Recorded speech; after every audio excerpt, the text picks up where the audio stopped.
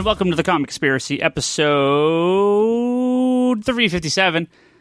My laptop's very slow. Like, it took a minute for the screen to pop up showing me what episode number this was. My name is Ryan Higgins. Who's here with me this week? No one does it better than the Bryce. Very good attempt. Good attempt. Not bad. And Charlie. Hey, are those two microphones off? Is that green one off? Is that blue one off? Are they off? Just turn them off. It's off now. There you go. Turn that other one off, too. The other one's off. Okay. Hey, what's going on, everyone? No Brock this week. He had kid duty. Toby, who knows? He's probably asleep in one of the aisles. I hope he does come in, because I actually had some stuff to talk to him about, but we'll figure that out soon. Normally I start with sales charts, but I figure we should start with the big news story from this week. Which is that I just saw the Birds of Prey video for the first time. That was awesome. If you guys haven't YouTubed, what is it? Just Birds of Prey? The Brave and the Bold. Yeah, the Brave and the Bold Birds of Prey song. Written by Gail Simone, apparently, and a Yep. cartoon that I've never watched, starring Batman, who I love. But yeah, it was very clever. Yeah, very, very funny. Yeah, we've talked about that episode here on the podcast, I think, a few times. But Nope, never. It was on my shuffle of all my stuff, and I was like, the Birds of Prey song, and I just rushed over, tried to play it. So yeah, it's I'd never seen it before. It was fun. It's amazing. But yeah, well, should we wait for Toby? Let's do sales charts. So we didn't care about sales charts. Let's do sales charts, and then if he rolls in, we'll talk about the big news story, and then I do want to talk about Deadpool 2, because I just saw Deadpool 2 finally, so I'll give a few minutes to that. I had to finish all your DC TV shows, CW shows, before you went out to the theater. No, I mean, man, I feel I don't go to the movies that often, and I'm going to go to, like, so many fucking movies in the next, couple weeks. Why? What else is coming out? Well, I still have to see Solo. Jurassic Park's out. Ant-Man's out. So wait, what? Ant-Man comes out July. Like 2 weeks. Yeah, 3 weeks. Yeah, so I was like through May and part of June, and through May and June, like a movie a week, which I usually don't end up doing. Well, you've had a tough summer. So May 2018, you're going to do some sales chart stuff here. Now, this was a big month because some of the biggest books ever in DC's kind of their modern day launches came out in this month, and yet DC got a shellacking from Marvel in the sales charts this month. Good thing I showed up today. So otherwise you would have glossed right over it. No. We got a lot to talk about here. You two want to try to guess some of the comics that came out in May that would have topped the charts? Top the charts. Let me sarcastically guess. Damage number 1. That would have been much earlier than May 2018, and also no. Isn't that the Hulk impersonator? Action? Damage number 5 was number 125 comic of the month. Oof, that is not in the top 100 or even close. Well, Action Comics 1000, which came out in April, did chart in May at the number 23 spot at 52,000 copies. That's still very good. It sold another 10% the month after, which is Man of Steel? Unheard of. Would have been in May then? Unheard of in What comics. are you...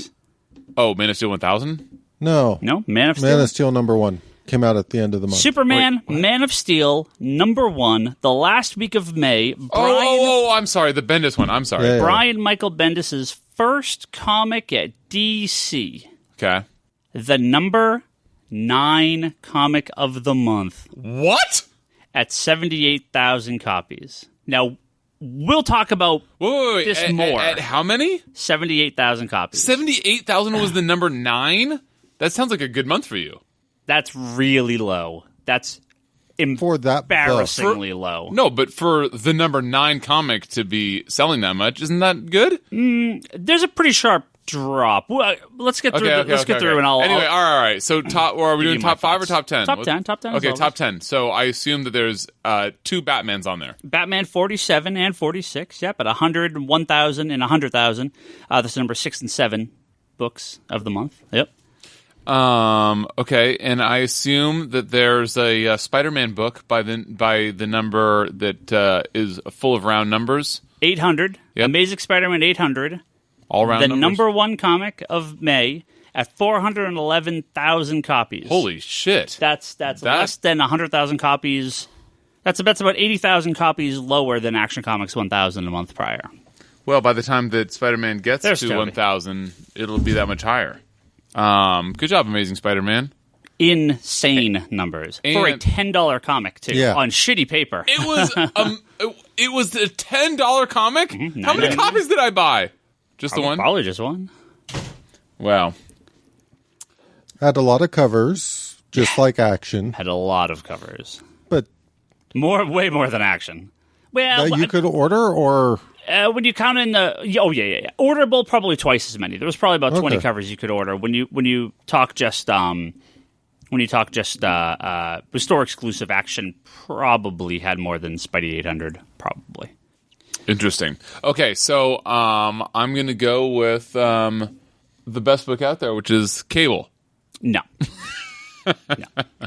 Was the last issue a White Knight? It was number 11. Oh, wow. Yeah. 73,000 copies. That would have 11. gone under his Batman umbrella that I already guessed, Charlie. I know, but I was curious because I thought that was... Number 11, though. It didn't... That's really good. So 3 Batmans in the top 11. It's ridiculously high. So what other books came out? Okay. Wow, what other books did Man of Steel came out. There was another little mini series that came out from DC. Oh, please tell me Exiles 3 made it. No. Fuck. There was That's the first appearance of Peggy Carter. No Justice? First Justice League. Justice League. We are both playing Marvel Puzzle Quest. No Her Justice. First appearance is in... Okay, I'm sorry. Justice League, No Justice, number 1, Scott Snyder, direct follow-up to Batman Metal, the best-selling DC event probably in the current day. I'm salivating. Right? Give it to me. Issue number 1 was the number 8 book of the month at 86,000 copies. What was selling so much? Again, we'll talk about No Justice in a minute. Okay. So we're missing. It must have been Thor. We're missing number 10. No, that'd be June. We're missing number 10. No. That just came out. Number 10 is an Image comic. It's the only other book that Walking ever charts. Dead. Walking Dead at Walking Dead 179 was the number 10 book at 73,000 copies. Man of Steel was 9. With all this craziness, how did Walking Dead not get pushed out of the top? I know it's nuts. Man of Steel was This is 9. crazy. No Justice was 8. Batman and Batman were 7 and 6. There's 3 Marvel books and 1 DC book left. The number 5 spot. Popular movie that just came out a little while ago. Biggest Deadpool. movie in America. Domino number 1. Just kidding. One of the highest grossing movies of all time domestically. Infinity Countdown something? You're close. The other highest grossing domestic film Black Panthers of all something? time. Black Panther number 1. The new Black Panther number 1 is yeah, the number with 5 the- comic at 122,000 copies. Holy shit, that's awesome. Dem variants. Number 4, it's a Marvel comic. It's a number 1. They had a record-breaking domestic and international Infinity Countdown something. movie come out fairly recently. Am I wrong? Is it not Infinity Countdown something? In Avengers number 1. Oh. One of these days we need to get actually a list of just what came out that month. Yeah. No, that's no fun. Avengers that's number true. That would 1. be no fun. That would be too easy. The Jason Aaron Avengers number 1 Whoa, at whoa, 100. Jason Aaron's Avengers number 1 came. You're right. It did. Okay. It's the number 4 book. As I said, if we just had a list, you and I both would have been like, it's that. Yeah, at 131,000 copies. Number 3, it's a DC comic. It doesn't feature. Well, it does feature Batman, but it doesn't specifically feature Batman. So it's the only other thing that would be it is the only book that would be the highest charting DC Doomsday book Clock. right now. Doomsday Clock, Obviously. Number 5, 146,000 copies, still holding really strong. That's the number 3 book. Number 2 book, it's a Marvel comic. It's at number 1. There's a movie coming out. Grumpy Cat number 1 by Marvel Comics. Close. Ant-Man and the Wasp number 1. No. I would have guessed Wolverine, but there's no movie. The hottest writer in comics, What did you Charlie's just say? got it. Venom number 1 is the number 2 book of the month at What? 225,000 copies. Wait, what was the So number? you sold like 5 copies. Oh, we sold a shitload of number 1s. You did? Yeah. You? I didn't sell many number 2s. Whoa, who wrote it? Donny Cates. I will do that every time. Donny Cates. The Thanos writer? Mm-hmm. Yep. Is it good? Should I get it? It's Venom. I sold a crap and a half load of number 1s and no choose. It's not him. It's Venom. We just don't sell Venom comics. I can't sell a Venom comic to save my life. Well, it doesn't help when any person that comes in, your immediate reaction is, if they don't have kids, because if they have kids, your immediate reaction is, get the fuck out of here. But if they don't have kids, then your immediate reaction is, I hate Venom. I hate Marvel. Also, none of these things is true. Plus, we have the Venom Omnibus on the shelf right now. Yeah. That amazing. thing looks really sexy. Cool comic art. Tweeted at me to send him a picture of it because he didn't have a picture of it, and I sent it, and he retweeted it. So that was cool. Yeah, cool. Yeah, you follow cool comic art on Twitter. Dude's awesome. Posts a lot of cool comic art.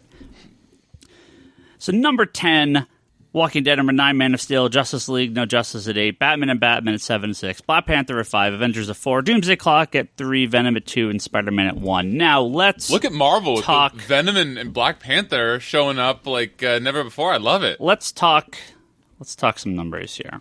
Let's talk some numbers. Whoever works at DC that it was in charge of the launch of both Man of Steel and Justice League No Justice should be fired. Wow. Strong words from Mr. Higgins.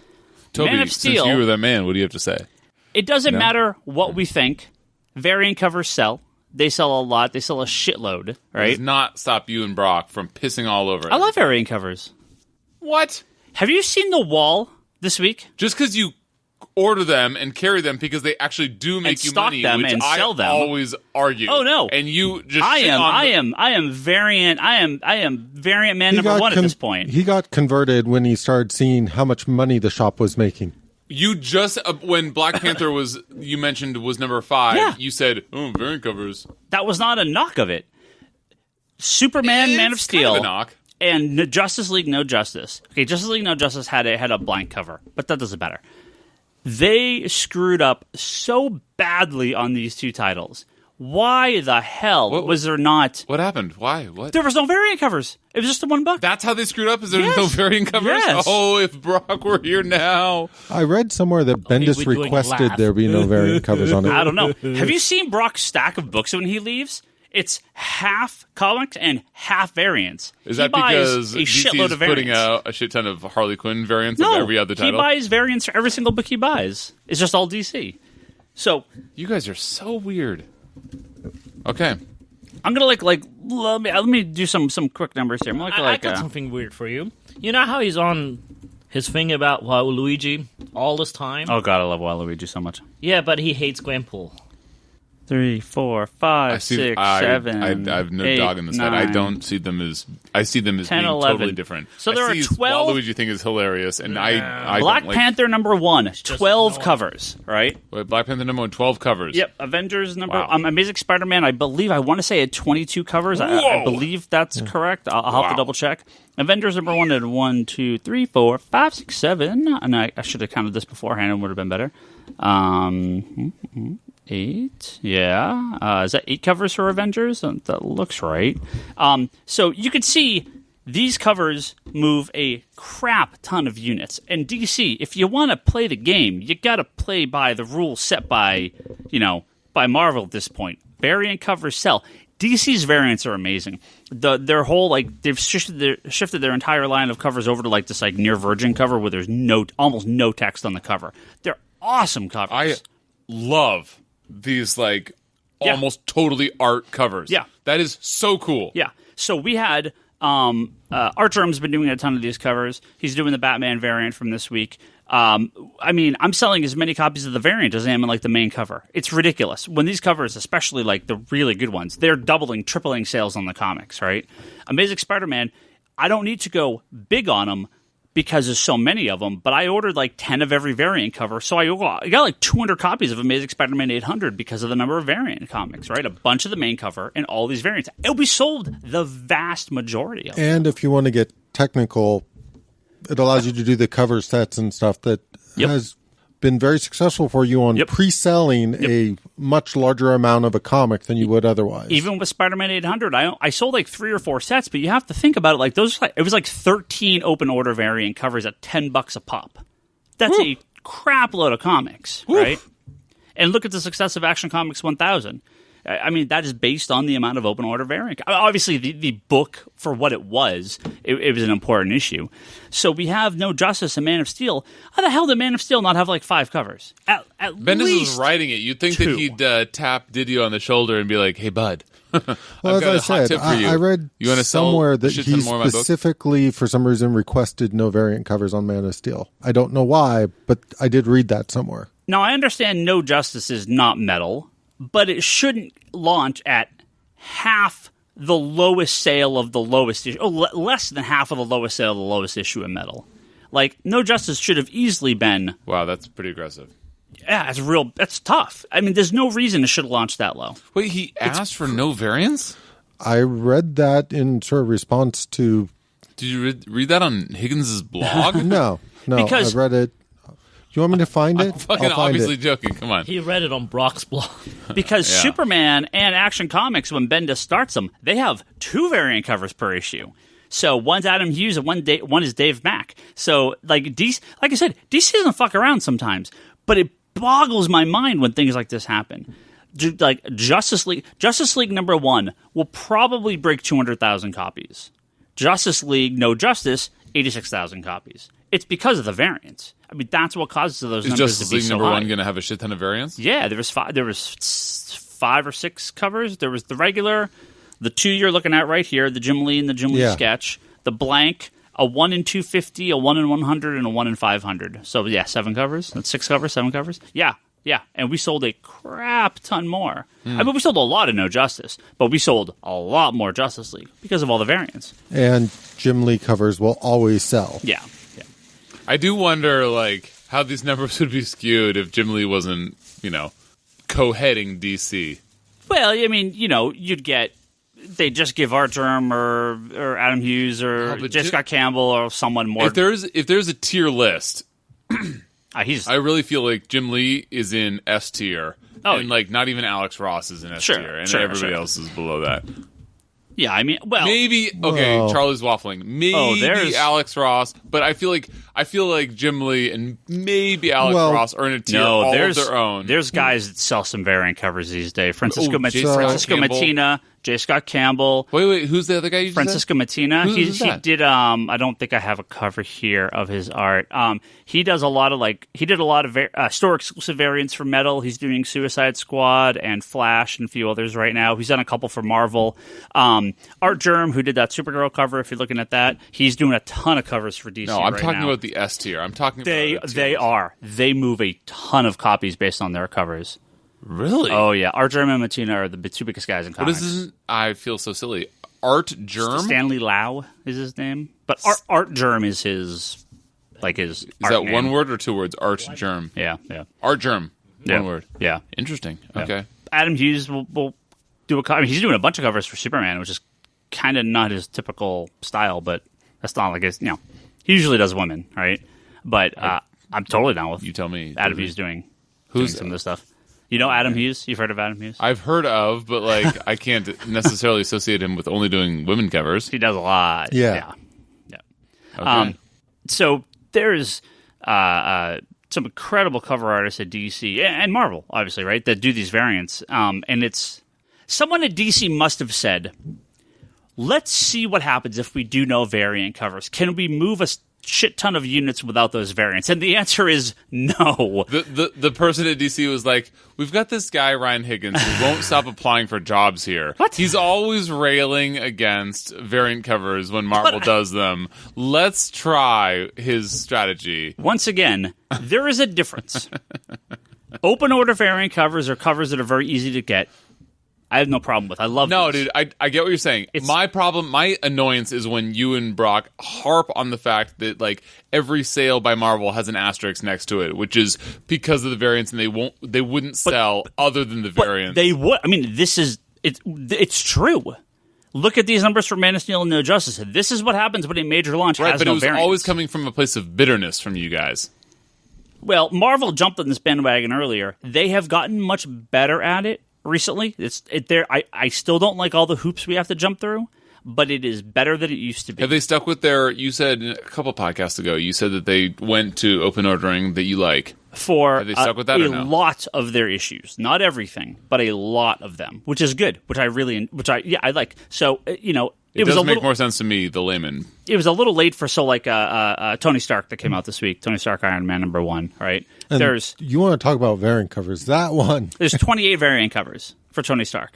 19 of them are 28. Yeah, go look on the shelf. 19 of the covers are the Iron Man armor covers. So it's a different one of his Iron Man suits. That's kind of cool. On the cover. Is that why they gave away that free booklet on all of his different armor models? Yeah.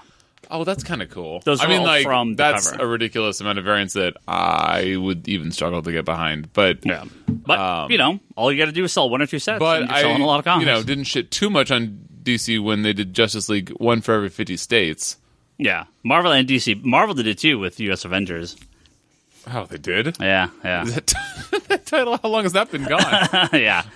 Remember when there was comics called other things than Avengers? Remember that? Those dire years? It's called West Coast Avengers. Toby, I feel so sorry for you. Why? Because of the lineup. Oh, Toby, I'm so sorry. Whatever. Anyway, so yeah, 50 variants, I guess, is brutal. But wait, is the book Iron Man : Tony Stark? Tony Stark : Iron Man. So when you file it, it'll be under T? Under T.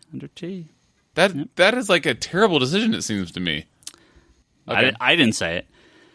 The total dollar comics in the top 300 was $30.68 million. That's up 9% versus same month last year. Graphic novels are not having a good year. All the drops are coming from graphic novels and toys. Single issue comics are killing it this year.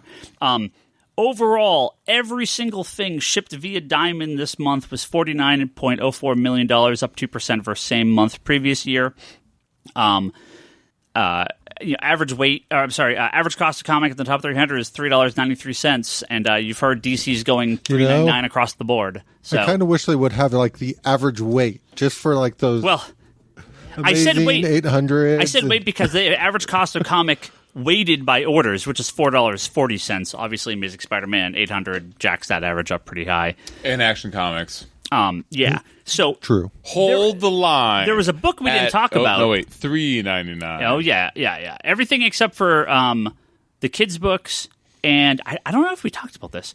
Everything at DC is going up to $3.99 except for the kids' books and the Age of Heroes books. And the reason is there's no reason to increase the price of a book 2 issues before it's canceled. Hey-o. So where's my rimshot emoji? The overall market unit. Rimshot? Now, Rimshot? This sounds a lot closer than it is because there's a book we didn't talk about. What book did I not mention in the top 10? Charlie. 5,000 copies of it is sitting in our back room. Grumpy Cat #2. Why? What comic do I have 5,000 copies of? Well, less than that now. Hopefully about 4,000. What the? Well, I know you have a ton of Doomsday Harley Clock Quinn. back there, but that was in there. Not that many. Harley Quinn #1. Not that many. DC Nation #0. Oh, the 25 You got your cent logo on it. That's kind of cool. 25-cent comic that was, on the front. That was not part of Free Comic Book Day, technically. And the reason it's not on the sales chart is because it's a 25-cent comic. Even though it was sold through Diamond, it's considered like a promotional deal, so it's not on the sales chart. Now, that said, it does count towards the overall units shipped because they shipped 1 million of them to comic stores. So Marvel has 38.35% of overall units for the entire month shipped to comic stores. You DC have 4,000 in your storage unit. Again, well, I got like 3,500 at my house and got his about logo on 500 the in the back. Yeah. Yeah, and they're freebies. Yeah. They go on the table and a few move out the door every day. Yeah. Yeah, no, I'm not trying to cast any derision on it. Yeah, the Free Comic Book Did Day they books. send you more than you wanted? Did you? I imagine it's very tough to tell, like for Free Comic Book Day, how many to bring. So in. my assumption is this, and Ryan can confirm for me if this is correct. No, he'll deny. So typically, when you get a store exclusive, you have to order a certain amount of quantity, not a certain amount of price. Yep. 5,000 was the minimum order for the book. Oh, okay. Yeah. Then just fucking say that. Yeah. Okay. And you have to think about it. It cost me 10 cents a comic, so that's $500. We also got variant covers based on that. So we got a shitload DC of Nation Zero? Yeah, so that 1 in 250 variant cover right there. So I got 20 of those, and I've sold most of them. So it's a free book that we profited on. So I'm not too worried about it. That's awesome.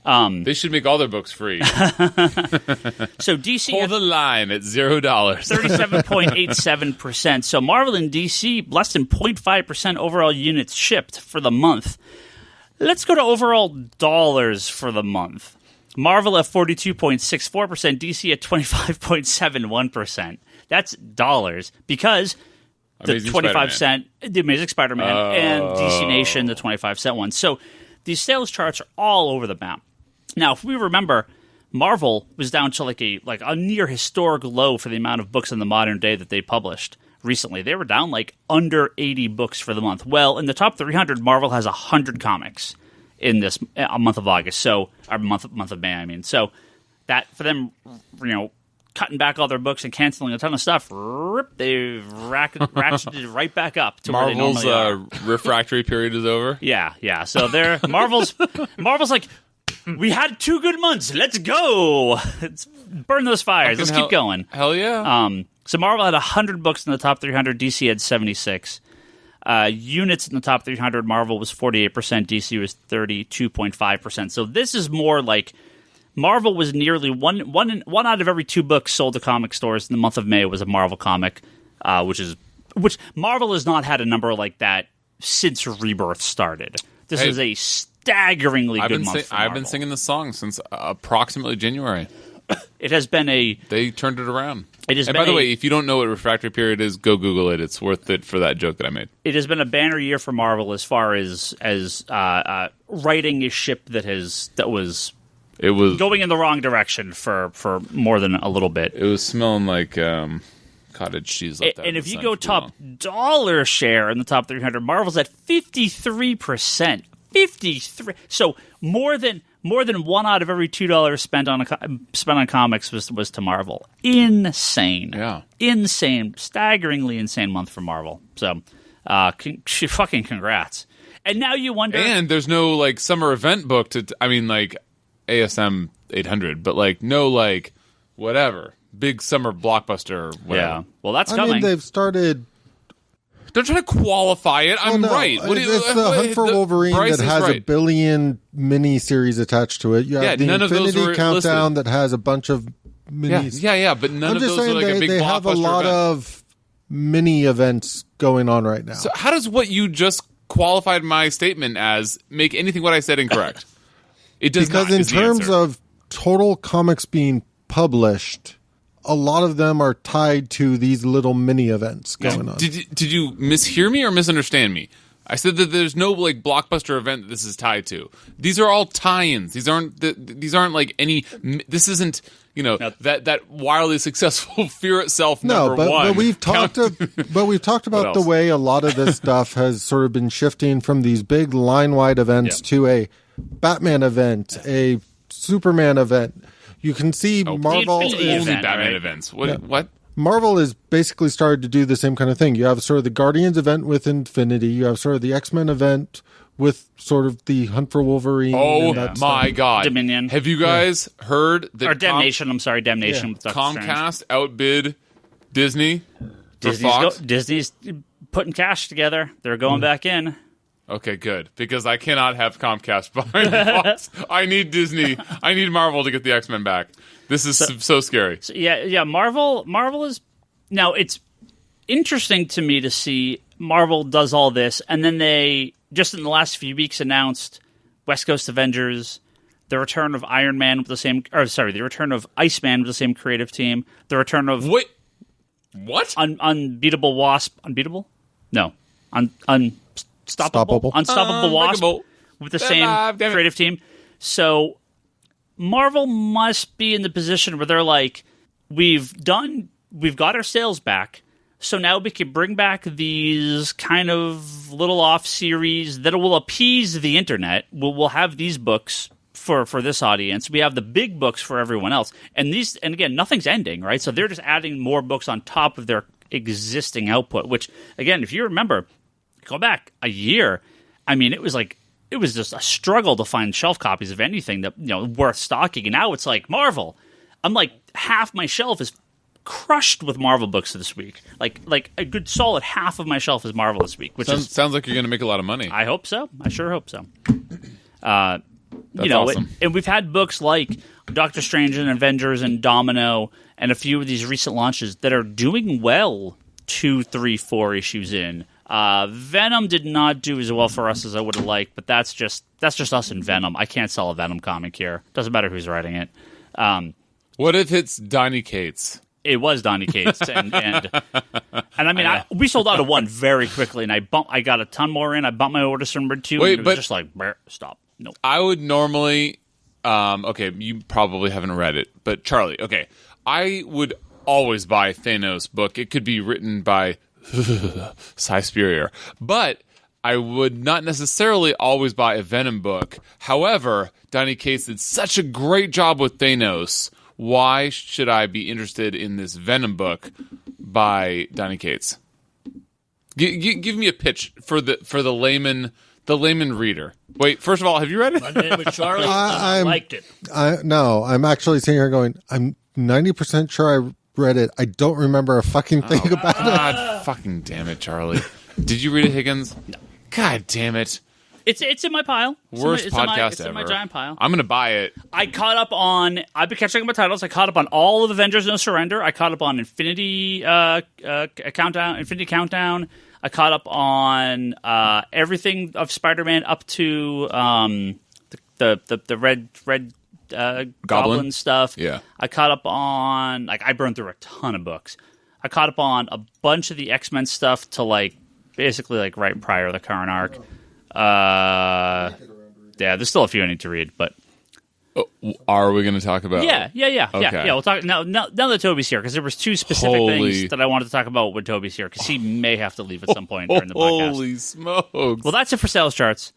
That was a very good talk. Thank you for going through that. Yeah, no problem. That was very interesting. I'm glad that Marvel's when they righted the ship at the beginning of the year, I was nervous that it wouldn't last. It's good to see that it's lasted.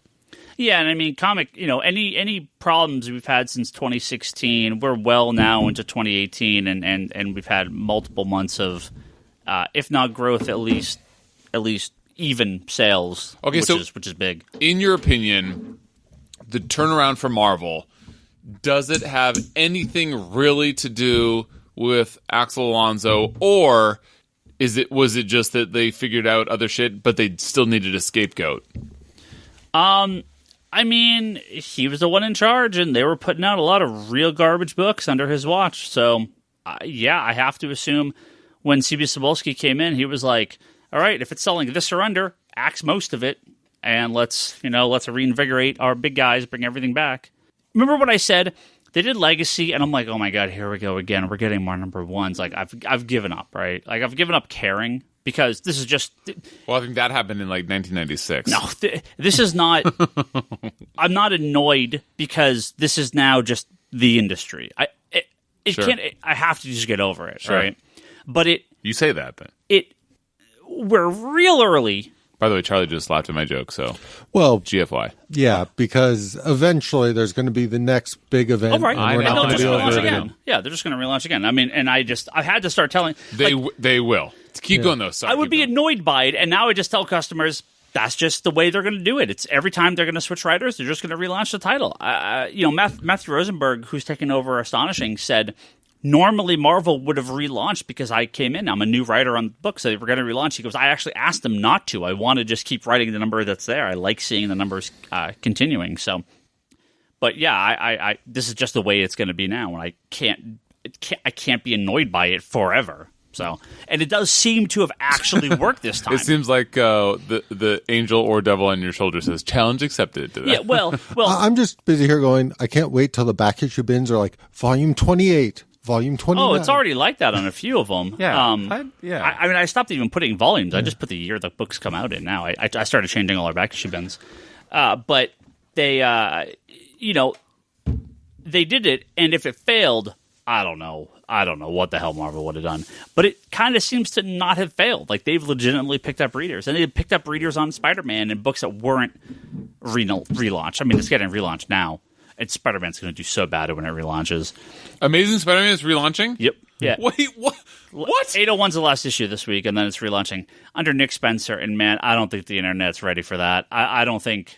I mean, it'll sell well because it's Amazing Spider-Man, but numbers are going to be a quarter of what Dan Slott's run was towards the end. It's gonna tank. But Really? Yeah. the Red Goblin thing took on a life of its own. Do you think when you say towards the end, do you mean towards the end because of the Red Goblin stuff, or do you mean prior to the Red Goblin stuff? I mean, it won't be anywhere near what Dan Slott's run was 10 issues prior to Red Goblin. Wait, we may have already covered this, so apologies in advance if we have, but was it Dan Slott's decision to dip, or was it Marvel's decision to be like, okay, buddy, go do a different book? I have to assume it was Marvel's decision. He has been on a Claremont tear. That is just crazy. I don't remember if he said this on the podcast I did with him, or if he said it. Okay. We're just letting that linger. Humble brag. I would have to go back and listen, but he did say like, yeah, I've done this for so long, I kind of want to move on to other stuff. It wasn't specifically Marvel. I think he may have stayed on for another arc or two had he maybe thought about it a little bit longer. That's what he kind of implied, but I think he was ready to go. He's taking over Fantastic Four. Like, that's a good move. Challenge accepted. So, right. Okay. No, I mean, it's going to be great. It's just a bummer because, I mean, I think that Nick Spencer is great for Spider-Man. I mean, like, I acknowledge what you're saying, but a quarter? You think the sales will be a quarter? Nick Spencer is great. Yeah, but, I mean, Spider-Man, the sales are going to go down significantly. Is Chip Zdarsky staying on Spectacular? Mm-hmm. Yeah, at least for the time being, as far as I know. Dude, I could see Nick Spencer and Chip Zdarsky doing a fucking dope crossover. And I like Nick Spencer outside of Secret Empire. Right, outside of political books. Outside of Cap and Secret Empire. Sure. Yeah. I mean, I totally agree. We've talked about Superior Foes a number of times on this podcast. Superior Foes, Great. Ant-Man. Yeah. He's done really good stuff. Love Nick Spencer. I think people won't give the book a shot. That's my biggest. He's a great choice. That is a shame that people won't give the book a shot. But people that buy Spider-Man, I don't know. I feel like it wasn't that long ago that we were arguing that, like, yes, Tom King on Batman can sort of push the needle, but it's Batman. Tom King on, like, no, it's going to sell because it's Spider-Man. It's going to sell because it's Spider-Man, and if it's a good book, it will sell well. If it's not a good book, I don't think his name on it is really going to be like, fuck that, I'm not going to buy that book. I think everybody's still going to buy number one, and if it's a good book, then they'll buy number two, and so on. Yep. But yeah, I mean, I think coming off of Dan Slott's run, it's gonna be tough. Big shoes to fill. The real question is, how many issues does Nick Spencer get before they go back to renumbering them? I don't think it'll ever happen again. I think they did Legacy as a weird way to like try to appease retailers and fans. Really? No, I don't think they'll ever do it. What? Really? Yeah, because if they were going to do it, they would have stuck with Legacy. But that was their shot. Success with, Action Comics from DC 1000. Okay, I'll tell you exactly when they're going to do it. In 99 issues, when 900's on its way. Okay. And they can jack it up to a 10. Okay. That's when they'll do it. It'll be a 1999 book by then. By then it will be, yeah. Be $14.99 for a go fuck yourselves. That is crazy. That's going to be it. It depends on it depends. $4.99's coming. 99. No, $4.99's coming. 9 issues is what? 6 Don't years, you 7 fucking years. dare! When does 99? When does 99 issues? Are they still doing double shipping on it? Or? I think Spidey's double shipping, or maybe 18 a year. So talking 5 years, 6 years, 5 or 6 years. Oh, so 18. It's gonna. I think it's still going to creep, but probably $14.99.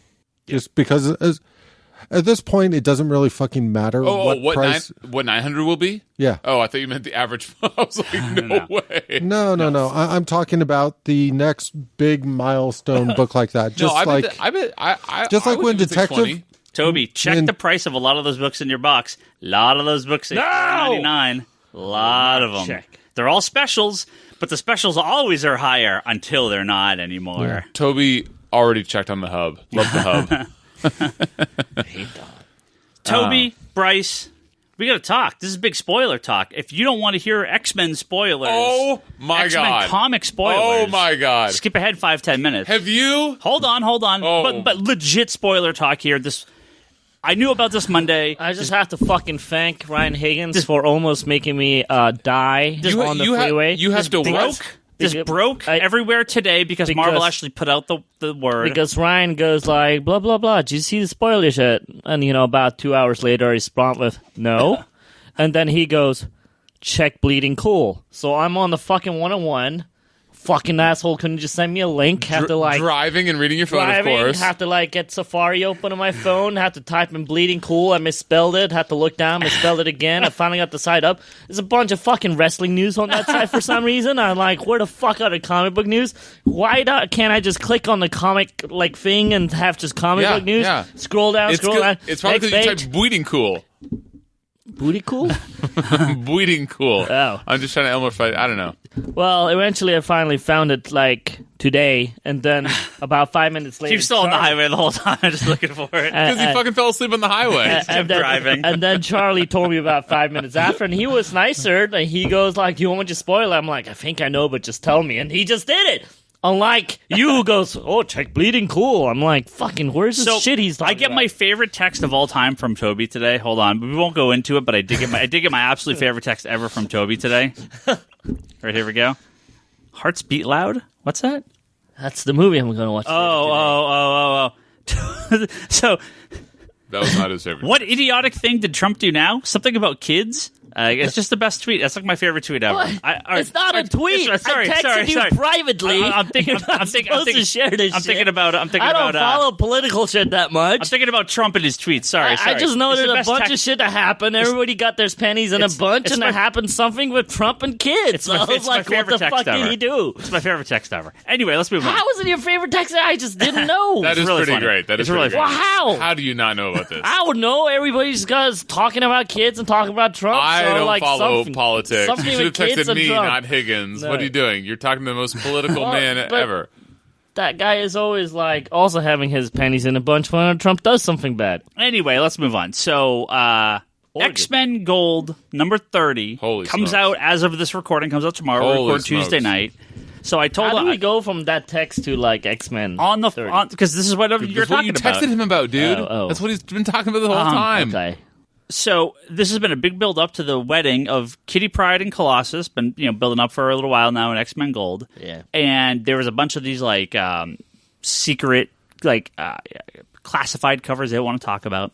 There was also a book called X Classified that we knew nothing about. Yeah. We have to order on Monday. Our final order is this Monday. Well, I want every cover now, and people are like, "What the hell is this book? What is going on with this?" Well, we found out today. Again, all the news is everywhere. Spoiler alert! Turn off the podcast if you don't want to be spoiled for the greatest news in my entire life. Literally. So I have not read the issue yet, so I don't know exactly what happens as opposed to Kitty Pryde and Colossus of why they don't get married. What? But wait, that's not what I read. I'm kidding. I did, actually. But there's still a wedding that I don't know if they got drunk or did a Vegas wedding style. I don't know exactly what happened. Bryce, you read it. Dude, I audibly what the fucked on your couch. Whoa. Phrasing. Wait, what is that? Is that from a TV show or movie? Phrasing. Anyway, it's like an episode of Friends. They might as well just have the wedding anyway because they're right there. So Rogue, liken this to Friends. Rogue, that is a cheap shot. And Gambit decide, why not? Let's do it. Let's get married. I mean, yeah, basically, yeah. So Rogue and Gambit get married. Fucking the most incredible, as long as it sticks for more than 0 issues. Toby, the bagged cover up there, that's the J. Scott Campbell secret cover. With Rogue you didn't and sell it to Blake yet? Oh, I pulled them one, yeah. Oh, I see. There's a bunch up there though. Not as many as I would have liked. Yeah. Should get more now. Anyway. I'm not convinced there'll be any there tomorrow by the time Toby gets over there. because I'm going to buy 10 copies. Oh, no, we'll be out by 11:05. Yeah, the greatest get it. The greatest thing that ever could have happened to the comic book universe is Rogue and Gambit finally getting married. The only thing that would have been better if Cable had a real significant SO that I was shipping since my teenage years, but he hasn't. Rest in peace, Cable's left hand. Wait, why is that funny? Anyway, yeah, Rogue and Gambit. I've been shipping hardcore.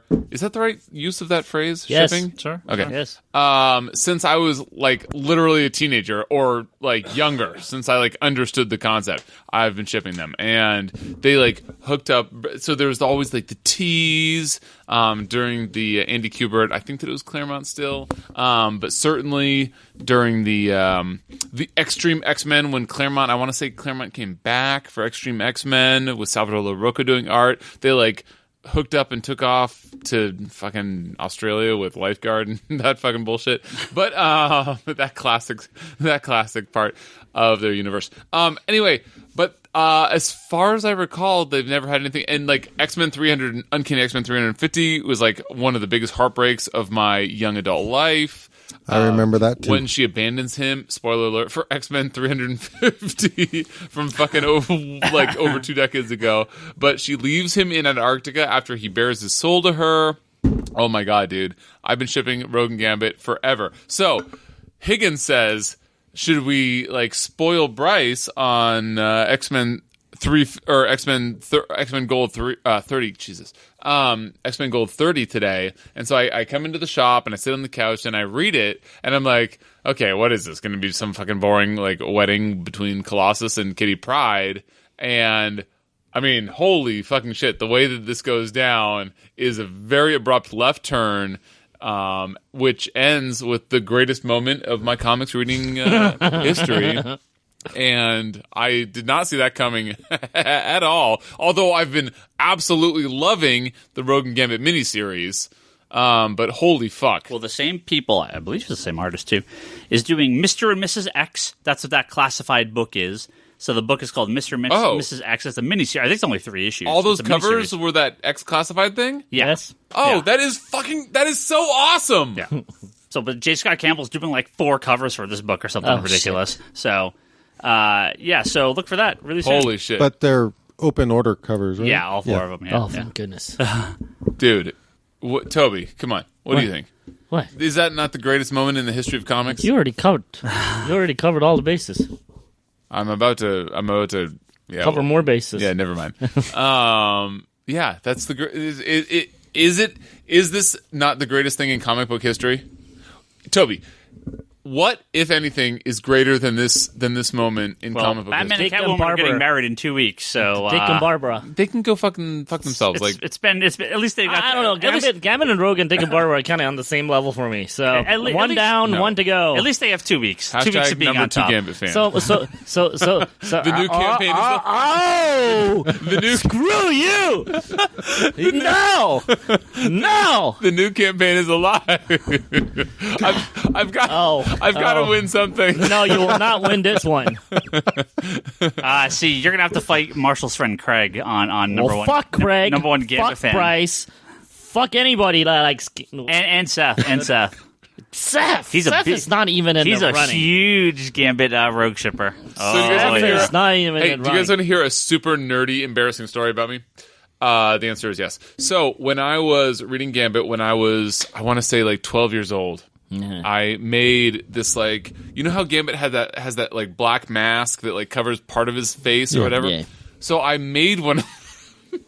I made one of those out of cardboard. Okay. Yeah. All right. I looked. By the way, I'm sure 12-year-old Bryce looked incredibly handsome in it. Yeah. One of our childhood friends came over, a young lady actually, and told me She was going to be Rogue? no that I looked handicapped, Sorry. which is definitely not something that you want to hear when you're a 12-year-old boy and just trying to be a superhero. Just don't say womp womp afterwards, and you're fine. So I did not, but anyway, it was a very timely political joke too. Very timely. I'm sure that it is, although I'm not sure why. But Just look it up after. I'll I'll just text you after. Yeah, text me after. I'll just- What does womp womp mean?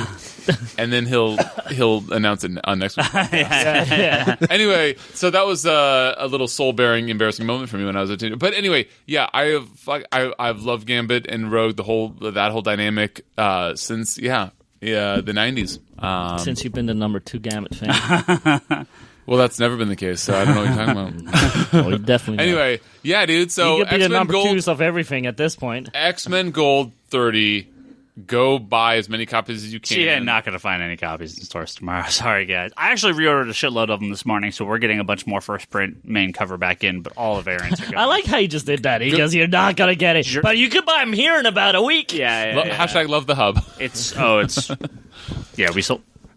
Did you get a influx from the hub request today? I got a bunch this morning. Where's all the ding-dongs? Yeah, I shut it off. It's off right now. Okay. Yeah. They're sitting right here at the table. Love the ding dongs. So there's another reason I wanted Toby be here, and we could talk before you leave for your movie, or we may finish by the time you have to leave. I don't know. So another thing I wanted to spoil a little bit. I mean, it's not too much to spoil. Do you care? Deacon Barbara gonna get married too? Do you care about Incredibles 2? Do you care if we talk about Incredibles 2? Oh, I don't care. Spoil away, but is Charlie leaving? No, I'm gonna just go kill some time while you're talking. Okay, me too. Fucking Ryan and his little. So you and the fucking internet. I do want to talk. You and the fucking internet. Fucking and the internet. Yeah, you. Do other people don't like it? They all hate it. Do they really? Yeah, you on the internet. You like it? Okay, you on the internet, man. Everybody's like all fucking negative Nancy about this shit, man. Let's turn back the clock 15 so years, right? Yes. Incredibles comes out from Pixar.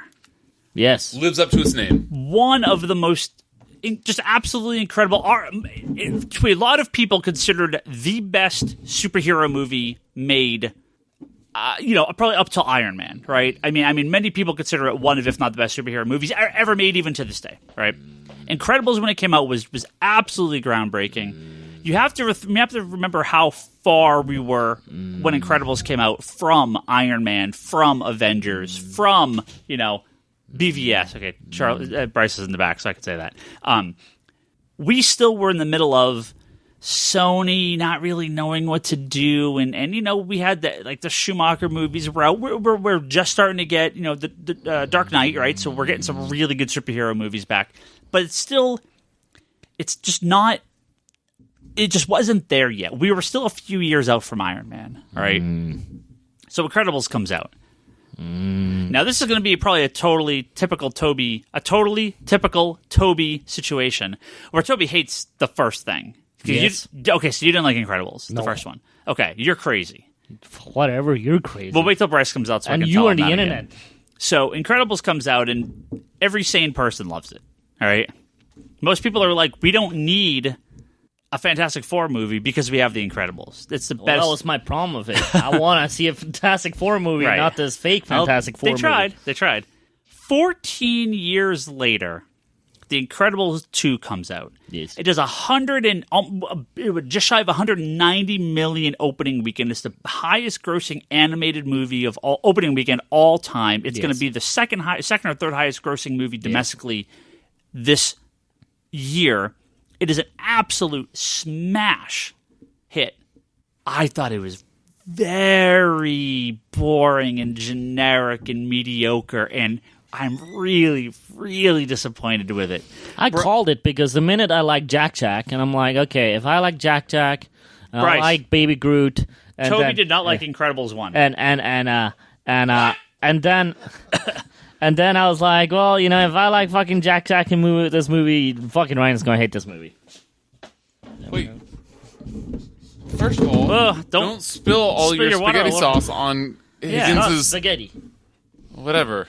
First of all, what the fuck? Well, I thought that you were the second most perfect man in this room. What happened? The most perfectest man in this room. Well, first of all, behind Bryce. So my problem with Incredibles 2. Touche.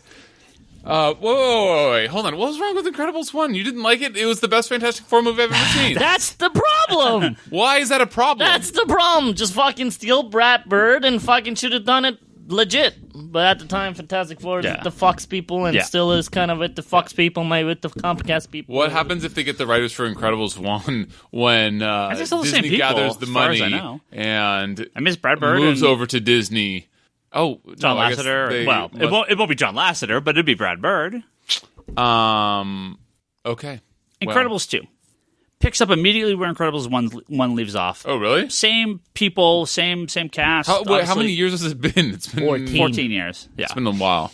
But it picks up immediately. You could have had a kid, and he's a teenager at this point. This is how long it's been. And it just was. Violet could have been her own Mrs. Incredible. In a post Iron Man world, interesting actually. Exactly. In a post Iron Man world, and especially in a post Avengers Infinity War world. Holy shit! How great was that movie? Should we talk about that movie? Incredibles 2 just felt very bland and generic. Would you say that was a chink in the armor of the Incredibles universe? No, it did $180 million. Universe. It's going to be it's ridiculous. It's going to be huge. It did $180 million? Yeah. Wow. Yeah, it's highest grossing animated movie of all time. Opening really? Weekend. Yeah, opening weekend. Yeah. Holy smokes. Yeah, by a huge amount, too. Yeah, it's insane. But most people didn't like it. Yeah, see, I didn't know that because the reviews were pretty positive. Almost everybody I talked to fucking hates it. It only matters, he said sarcastically, what Rotten Tomatoes thinks. Yeah, Rotten Tomatoes is really positive on it. Fuck Rotten Tomatoes first. That's what I mean. The reviews were really positive. Okay, I haven't talked to many people that have seen it. I know. Like in the fan community. All these like Wait, groups. So you did or did not like number 2? I like number 2. You like 2 and not 1? Yes. And I loved number 1 and haven't seen 2, so it just to me kind of again. my arch nemesis. It's the same plot as number 1. It's the same plot as number 1. It's not as good. All the big scenes in number 1, there isn't even like a counter to. Dash has like the best scene in number 1. His whole like big race scene where he's going through on the island. Yeah, that's like every Quicksilver scene in every X-Men movie recently. Right, and there's no equivalent to this. The characters just there's a lot of just empty, loose plots that to me don't really go anywhere or mean anything. Maybe I just didn't care about any of them. I just want to see a Jack Jack movie now. And Jack Jack was fine. I mean, it's funny. But you hate babies. Why? Yeah, I mean, it's that's the scene for the kids. That's the scene for the babies. What are you calling me, motherfucker? Well, it's the scene of like, oh, let's have the goofy, wacky hijinks with the baby. Okay, that's cool. And the fucking raccoon. Yeah, okay. I want to watch a movie about the baby and the fucking raccoon now. What about when Jack Jack played with Ryan Reynolds? That was exciting. Cool, what did you think about that? The fucking raccoon was in this movie. Maybe, that was a cool maybe 5 Ryan minutes. was in the raccoon, but it was the raccoon. Yeah, it was a cool 5 minutes. You can't have that be the movie. Yes, you can. Wait, was this character's name Rocket? Could have been. Could have been. I was. What animal was it? God damn it, my poker face! I have no poker face. No, Toby. I really wanted to love this movie. I just thought it was very generic and very boring. Is this a I would case just have of, completely different tastes than Ryan. Is this a From case now on. of When Ryan loves a movie, I hate it. I'm glad you liked it. I wish I did. Is this a case of heightened expectations killed it? Maybe. Oh, I had no expectation for this one because I don't like the first one. Yeah, there you go. Like, no, none. I was legit bored during big chunks of the I'd be movie. honest with you, if I didn't get invited to go to a specific screening, Yeah. I probably wouldn't have even seen this movie at this point or ever. I think... What? I think... I definitely don't see kids liking this movie at all. Oh, it's not kid-oriented. The first one had action. This is a very kind of dull movie, which really surprised me. I was really expecting... At least if they're going to, God, I saw the trailers for the worst movies I've ever seen in my entire life before this. Jurassic World? Every... What world? Every my just poker face. garbage tier. Oh my God! There was some Warner Brothers movie that looked like the worst thing ever. Like was it BVS? Like 6 Illumination movies that look like just cancer on film. Like just wow, that's aggressive. He's really getting old fast. Just these absolute garbage tier baby movies, and then this was like, okay, at least this is Incredibles. It's Pixar. They have such a good track record. And I was just so bored of it. I was really disappointed. It wasn't bad. I liked it. It was just kind of nothing, which... I liked it. That's it. I'm happy you liked it. I didn't say I love it. I said I liked it. Yeah. He didn't accuse you of saying that you loved it. Maybe the experience of like there's Q&A after and at the screening I was at, it was maybe heightened my movie experience. Was that the Women in Film screening? No, that was a different screening. Okay. Yeah. Because I know Pixar did a couple screenings. Yeah, but no, I mean 94% with an audience score of 88%. Who is quote everybody hates it unquote? Seriously, who the fuck are you talking about? 94% and 88%. I'm on quite a few little film group Facebook. Oh, so thingies. all you pretentious hipster douchebags don't like it? There's one, or even the artists. Am I on this group? Huh? No, even like artists I follow on No, like 'cause you these know guys Twitter actually, like, have or good taste. whatever they post like honestly, and then a whole bunch of people right after go, oh well, since you put the cat out of the bag, yeah, we really didn't like it either. Like you know the little followers of Minions. yeah One might say. yeah. The fucking worst. You don't like the Minions? Oh, hell no. I imagine that to an angry little man like yourself that they are incredibly annoying. You're kind of an angry little man. Angry little man? None of those sound right. I was thinking the other day, you know how Ryan hangs out in front of his house, and when the teenagers are supposedly spying on him nearby. That is the funniest shit that you've done in a long time. It's the same. That's like the modern version of "Get Off My Lawn." It's like he just gets close and pretends he's writing down the license plate. That's the same thing. That's the shyer version, the nerdier version of "Get Off My Lawn" with a shotgun. Yeah, he just writes down the fucking license plate number and pretends it. He's not actually even writing it. Higgins he's just watched- pretending. I'm very he's doing it. non-confrontational, okay? Yeah. Higgins watched Gran Torino and he was like, nah, not for me. But I do want to talk about a movie that I did really like. Well, I did really like quite a bit. And that's Deadpool 2. He's like 5 years later. Finally saw Charlie, Deadpool you can come 2. back. Finally saw Deadpool 2. Whoa, dude. What? Now, That's worse than me.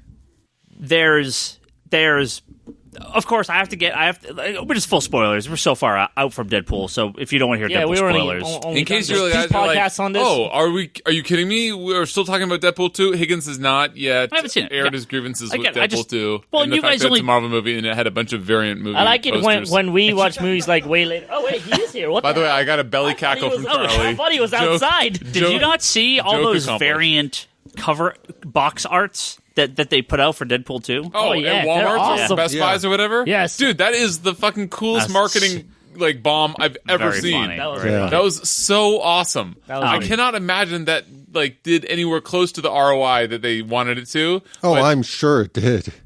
I think people just took You're the co- sure that it did? I think people It's just walked in. Charlie sleeves know-it-all. on top of product they already have. I think people just walked in and took the covers off and walked out. They probably didn't buy You could anything. do that. Yeah, I'm sure. Oh, I'm so stupid. Why couldn't you? It's fucking cardboard, bro. So let's go. I You know, thought there's little wires inside to make it beep when he walked out. there could be. you guys- Excuse me, Well, I sir. mean, you're stealing the these were- cardboard. Please come back.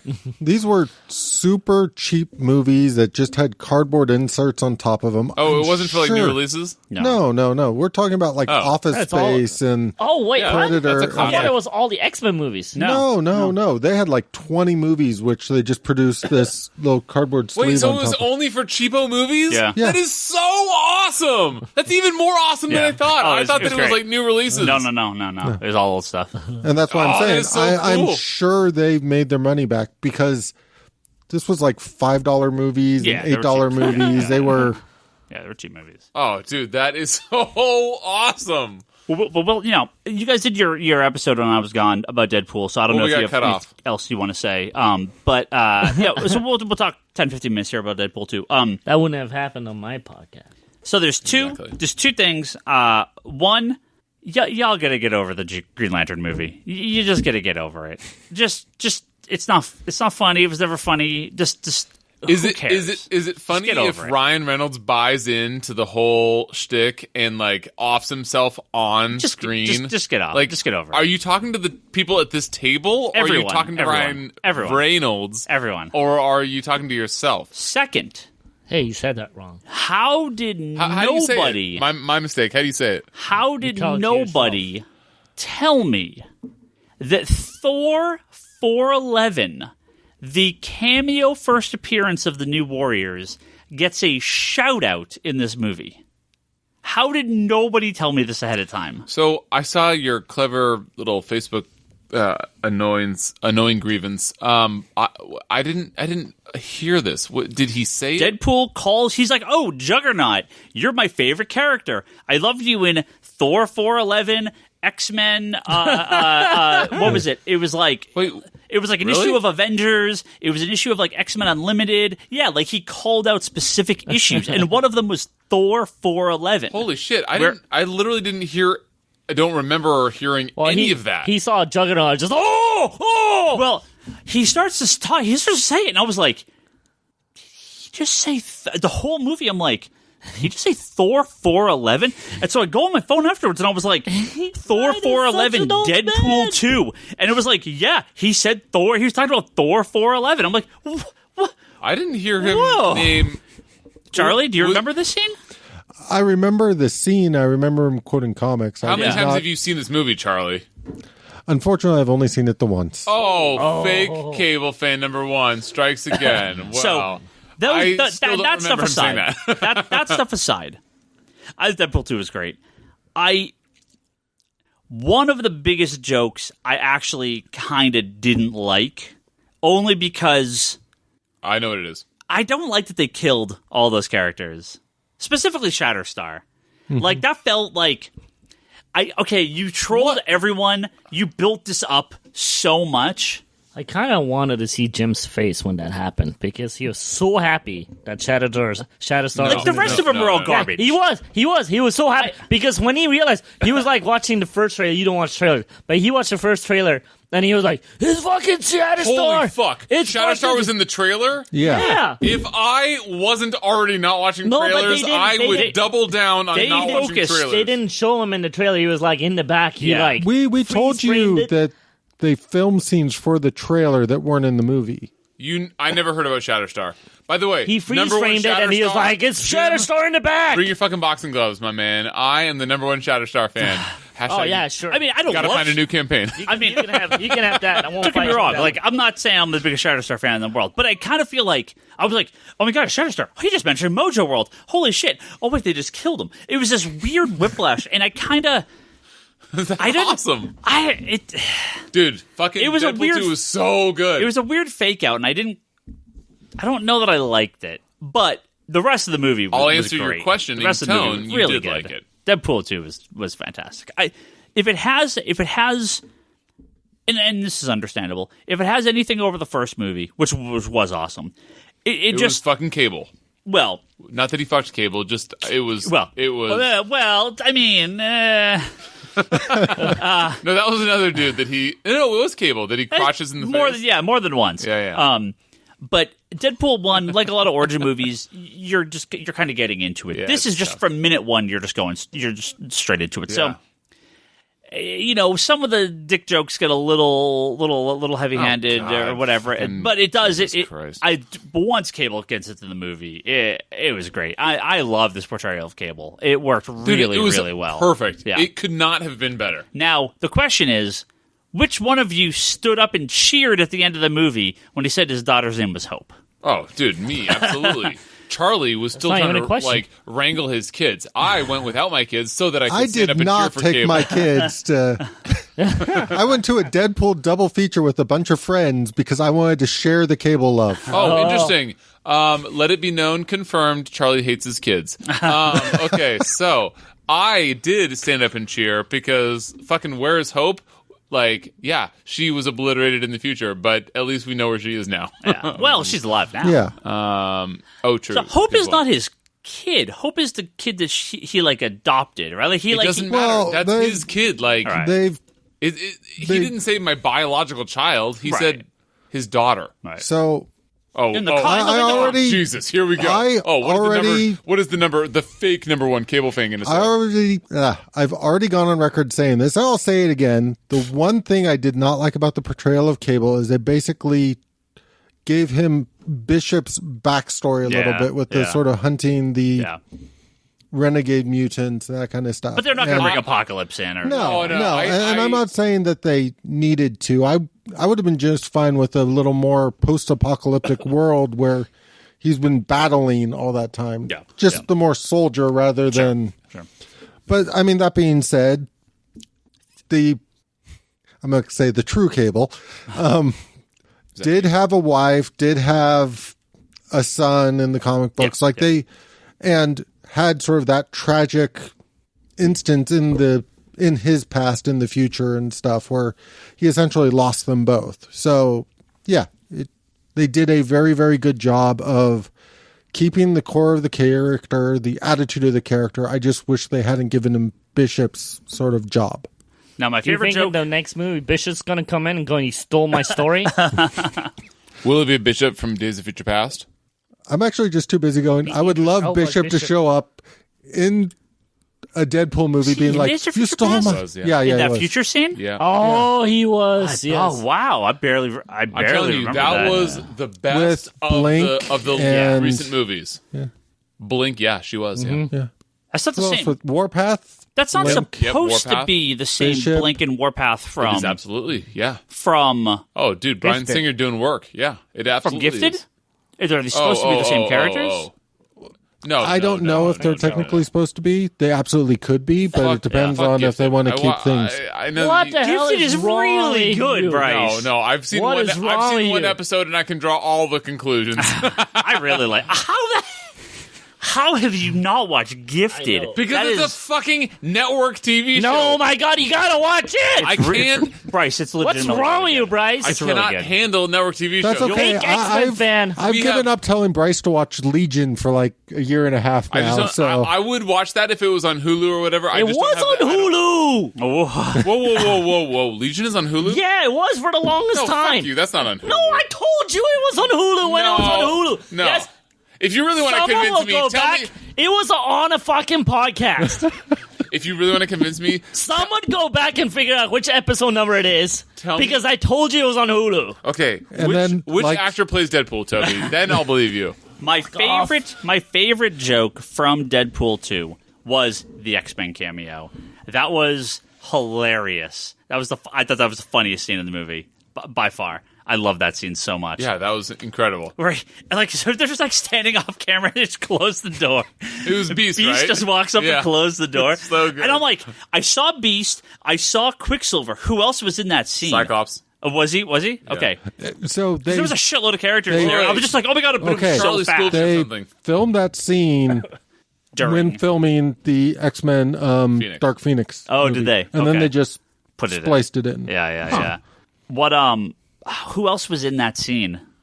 I don't know. Probably fucking. Because it happened so quickly. I can't wait to I want to see like a freeze frame of that scene because I want to see who else is in that. I think it's supposed to be like, I think McAvoy is supposed to be in there and Okay, stuff. okay. Like, I think it's pretty much the entire cast. Is it? I mean, Okay. seriously, It's one so of the best. cool. That was One of real. the best things ever. That was just so funny. Okay, can I say something that is going to be, hot topic on podcasts? I really hope is not racist. I thought. Hold on. Let me timestamp this real quick. Please timestamp it. Okay.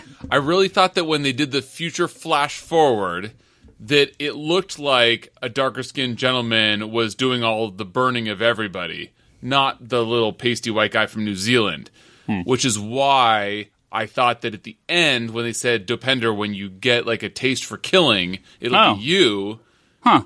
And so then, like, I've only seen it once as well, but I'd love to go back and see it and see if it's actually Dopender under the hood, because they intentionally obscure the like under literally a hood of like who the guy is doing all the whatever, but it looks like a taller, skinnier gentleman than our rotund friend from New Zealand, and I'm wondering if this actually is Dopender, because he does at the end get the killing blow. And Deadpool alludes to earlier that once you kill somebody for the first time, you get the taste for it. And Dopender, the whole movie, is saying about how he wants to like kill people and be like them. And I never even thought about that, but wouldn't that have caused Cable's family to be killed? Because the events of this movie would then now he becomes the killer, and by saving the kid, Firehand, he doesn't. Firefist? Firefist. He doesn't become the killer, so he doesn't kill his family. It just looked like a... Well, we don't know that he doesn't kill his family. Just the doll isn't burned.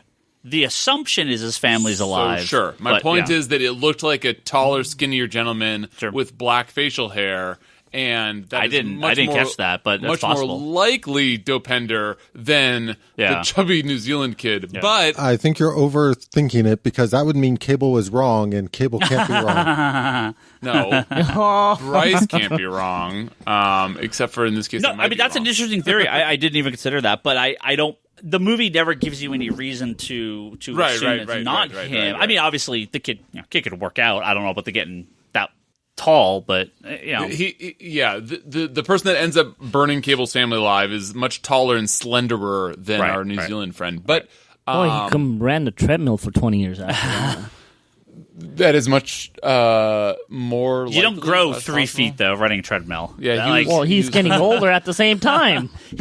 I don't think that kid's going to be that much taller when he gets older. He looks like he's done. You tell him that in his face. Anyway, I also don't think, to Charlie's point, I'm not sure that Bishop's and Charlie's Cable's still growing backstory in this comic universe need to be that separate. I hear what you're saying about like Bishop's like out for revenge, but if we've learned anything from X-Men the animated series, it's not so much the out for revenge; it's the fact that they kind of established that Cable's job was hunting down these renegade mutants, and one of the ones that he failed to get is the one that killed his family. Right, but Cable's regular story, as you and I are equivalently equipped to tell, is very similar, and so it's not such a big departure. It's more that they don't want to change the past too greatly. Cable's history is more about being on the run until he was old enough to fight Apocalypse directly. Not if you've watched X-Men the Animated Series, you fucking bastard. There's a mutant that's going to change the present, that is going to ruin the future, and that's what Cable's out to stop. And that is what happens in the movie, kind of. So, Are you talking about the one where he infects Wolverine with the virus, so Wolverine will do the antibodies and... Yes. You guys want to do some questions? No, I was not, but I want to say I want to see a Domino movie at this point. She was like, dude, how awesome was Domino? She was my favorite part in the movie. Sorry, yes, I forgot to say Domino was fucking awesome. Domino was so fucking awesome. Favorite part in the movie. How do you have a luck-based superhero in a movie and actually do it well? Boom. See, fucking mic drop. When they first introduce her, we get that and by the way, I have to say, she was quite fly. We get that Family Guy, Thor rotating around, terrible joke with her being like, yes, it is. No, it's not. Yes, it is. No, it's not. Yes, it is. No, it's not. And I was like, oh, please don't let this go on any longer. Outside of that scene, she was amazing. Unlike you, amazing. I loved her from that scene onwards, and I was all in. I say my prayers every night and thank God that I was not in the theater with you when he had his death scene. It went on for like 19 minutes. It went on for way longer. But that's funny. I mean, it's intentional. I was literally seeing that scene, enjoying it, thinking it was funny, and thinking, thank fucking God I'm not here with Ryan Higgins. He would be fucking an insufferable douchebag about this. Because it's making fun of those type of things. Yeah, so why can't you have the same sense of humor about everything? Like, yes, you are right now. That is funny, but I thought for sure you would have hated that scene. You would have turned to Leanne and said, I love the fact that we all do that now. We all are just like, fucking Ryan. Watch. It's very true. Just like grinding my teeth sitting next to you. Just like, are you ready to go home? Whatever, Curse or Skull or whatever the fuck his name is shaking a shake weight. Can we go home now? Like, Jesus Christ. Carter asks, how well does Walking Dead sell at your store? Have you seen a decline in sales as the TV show's ratings get worse? The single issues have sold the exact same. I'm sorry, pause, but before you answer, can you give me 30 seconds on the ratings? Because I don't actually know that. Are the ratings getting much worse, a little worse? Ratings have plummeted on Walking Dead. What? Period. Ratings for Walking Dead is the highest rated cable show currently on TV. Period. Holy shit, okay. It's bad, but they're still number... It's kind of like Marvel. Oh, their sales are tanking, but they're still number one. So that would be the Bryce response. I want to say it's like lowest rating since like season 2 or something crazy like that. Season 1, yeah. So the ratings... Is that my Wolverine impression? It does sound like your Wolverine impression. Toby's number Wolverine one in sales, huh? Yeah, but ratings on Walking Dead are way down. Yeah. But no, we have sold the exact same amount of copies of Walking Dead for like 60 issues in a row. The trade sales have plummeted to nothing. Is that just due to it not being the new hotness? Yeah, we're 30 volumes in. I mean, it's understandable. Understandable. Do you think it's time to end it? No, it's a top 10 comic every month. They'll never end it. It's huge. It's a, no pun intended, it's a juggernaut of a comic. It's by far. Even if that pun was intended, I would give you a golf clap and I would say, it is well played, sir. Well played. including Spawn and Wildcats and all this stuff. It is the most successful independent comic. Three completely different entities at this point. No, the comic really is its own. The show at this point has deviated so far. Right? Wait, what are you talking about? At this point, yeah. Right, at this point, yeah. I would. Wait, how far behind am I? It seems like they were following it for the most part. Up until I haven't seen the Negan season yet, but I've read up to and seen up to the Negan stuff. Well, I'm going to just spoil something for you right now. Well, that's rude. Yes. What level is it? What's the highest level? 3. Jesus, Spoiler level 3. So I haven't seen most of last season, but it's fine. I don't care. They've already announced that the actor who plays Rick is leaving the show next season. Yeah, I saw that. I saw that on like fucking. That's got to be really weird. Like a Facebook, like one of those trending. He's tired of the show? He's been doing it for 9 years. Yeah, I'm sure he's like, I'm done. So I mean, they're desperately trying to get Daryl at this point to sign a contract to lead the show now. To be the head guy. Oh, so Daryl's still alive. No, I don't have... So in the comic books, though, the kid becomes kind of more the main character, but then they off the kid. Yeah. What? I didn't say which kid. I don't want to say this. I don't want to say this with any sense of certainty. I don't want to say this with any sense of certainty. I would like to actually look into this. But I have every reason to believe... He's hiding under the trash also? I have every reason to believe Walking Dead is the most successful independent comic book of all time. No. Ninja Turtles and The Crow are. Stop. Hold on. I'm kidding. If I had something that was more successful, it would be Turtles. Because, I mean, I'm talking all in, right? Because Turtles was a juggernaut as... Again, there's that word I didn't mean to use it again. For toys, or did you? Juggernaut, bitch, and the Juggernaut, bitch, and the I used to play professional football, and the we're now at 25 years of consistent animated series, right?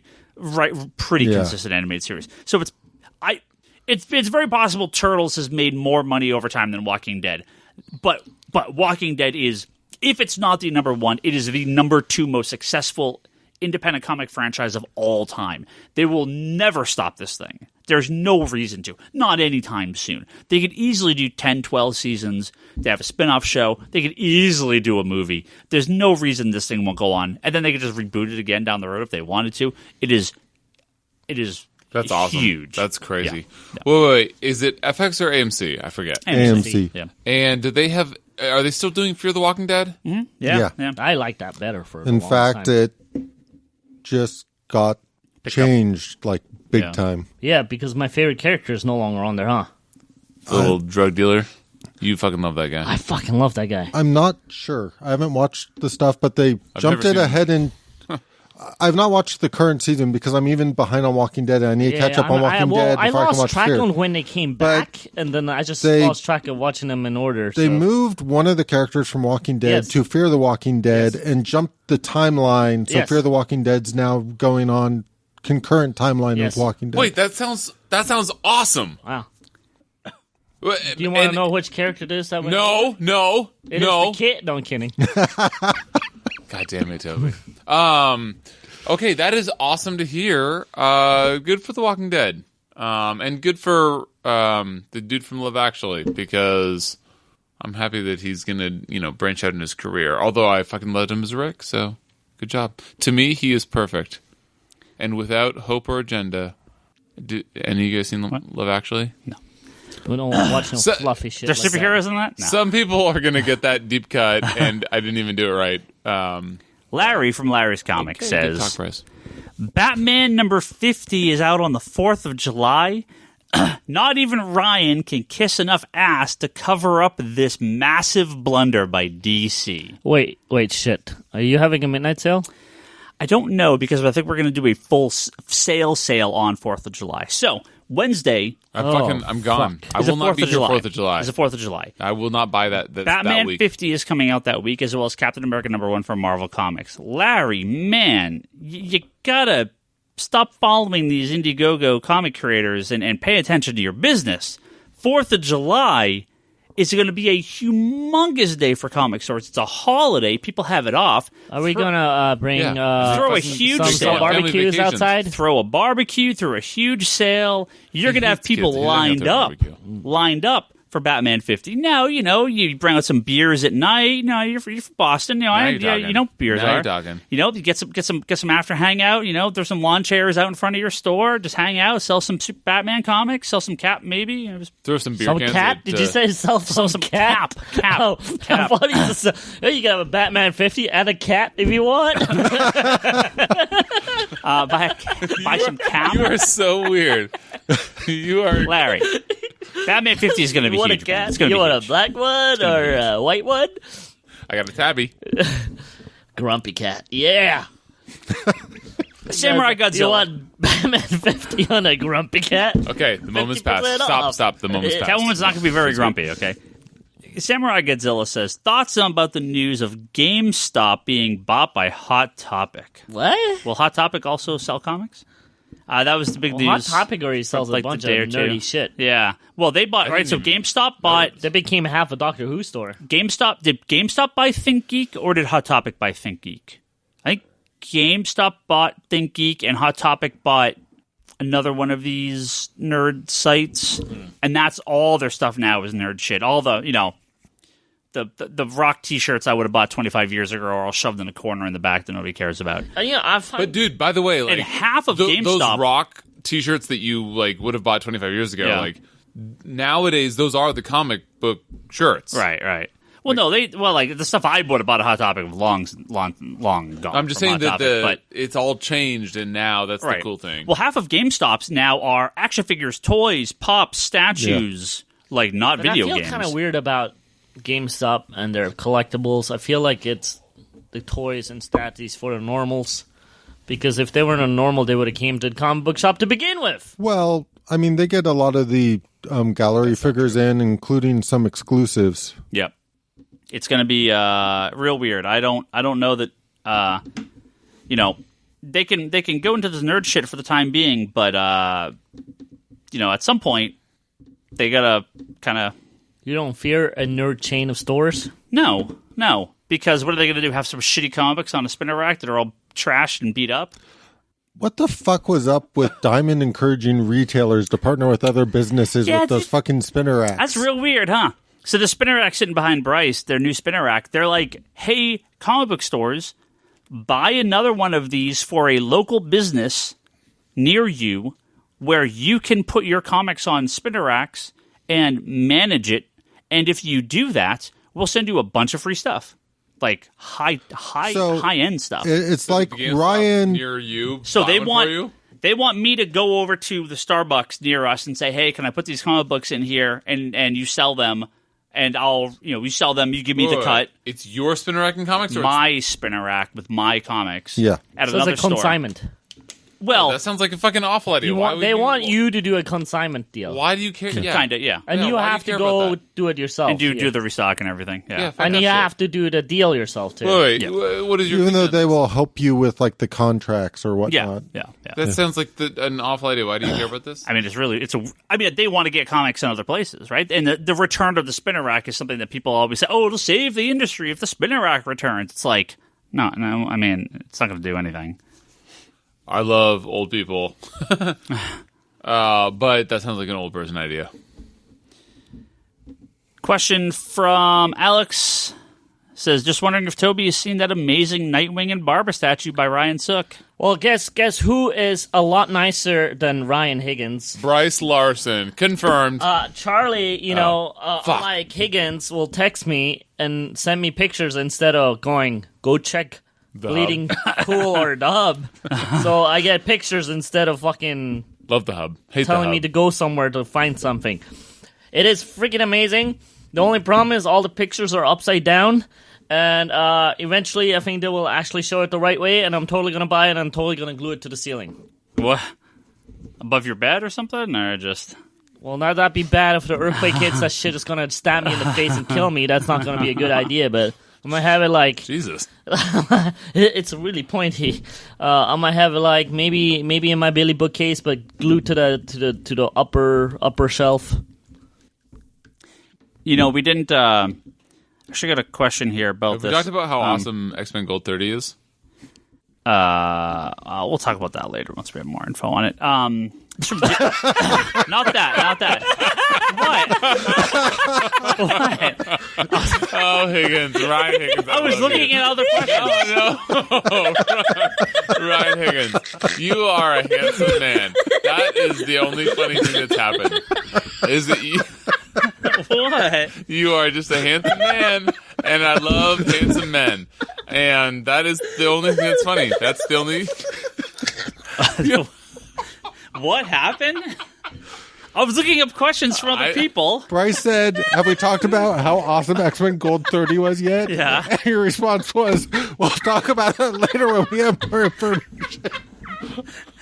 Is that funny? Is that funny? No, I'm just dying because of fucking Mr. Sidler over here.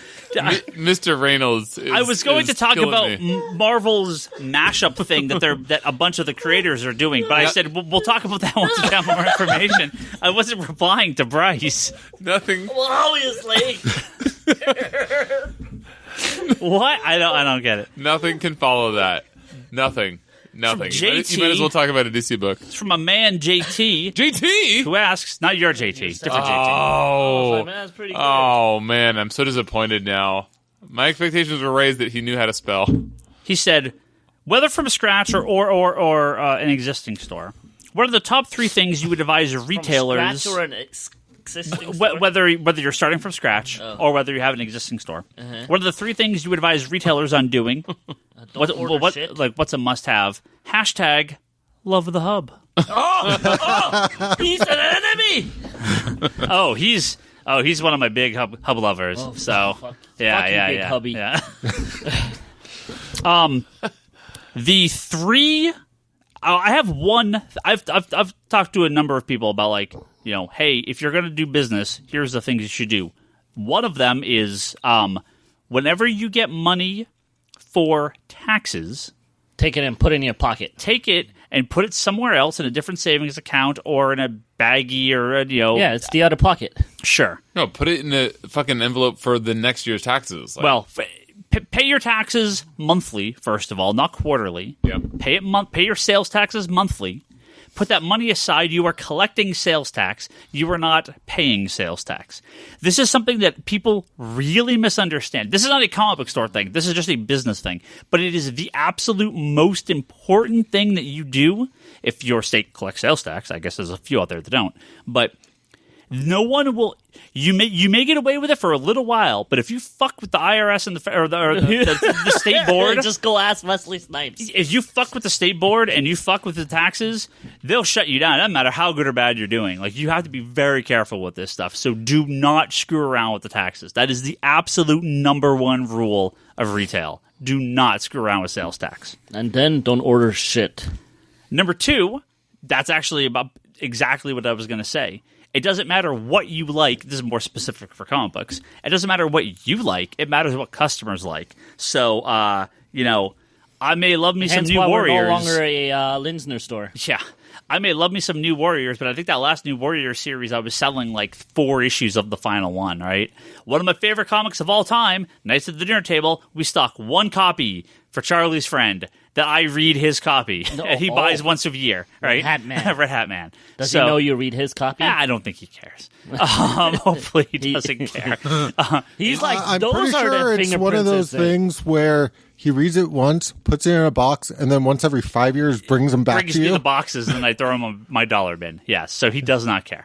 And honestly, kind of in line with that, talk to customers, listen to customers.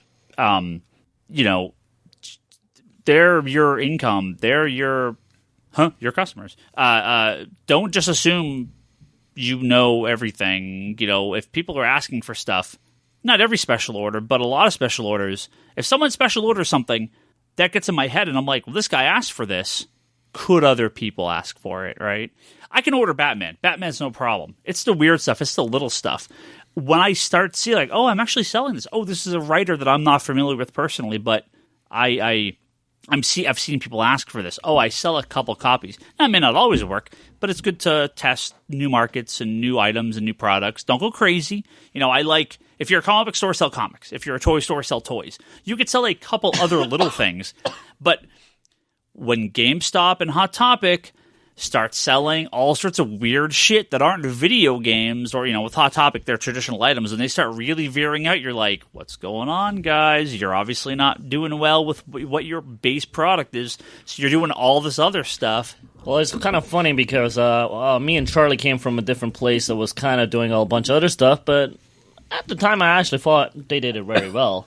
So you can. Here, yeah. Oh, you can. Yeah, no, I'm, and are they currently in business or out of business? They're currently in business. They moved. Yep. They moved again. Yep.